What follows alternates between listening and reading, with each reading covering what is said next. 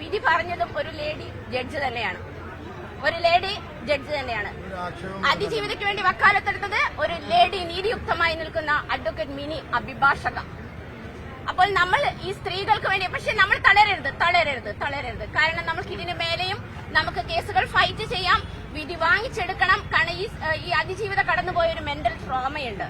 ആ ട്രോമ ആരും മനസ്സിലാക്കുന്നില്ല. അങ്ങനെ ഈ പീഡനങ്ങൾ അനുഭവിക്കുന്ന ഓരോ സ്ത്രീകളും കടന്നു പോകുന്ന മെന്റൽ ട്രോമയ്ക്ക് ഒരു ക്വസ്റ്റ്യൻ ആണ്.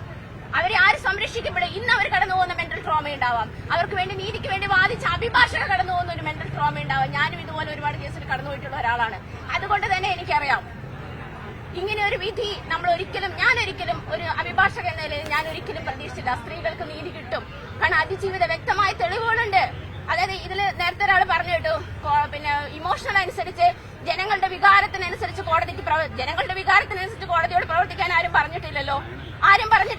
കോടതിയിൽ വ്യക്തമായി ഇത്രയും 8 വർഷം നീണ്ട കേസല്ല ഇത്. പ്രോസിക്യൂഷൻ വാദങ്ങളെല്ലാം നടന്നു, തെളിവുകളെല്ലാം നടന്നല്ലോ.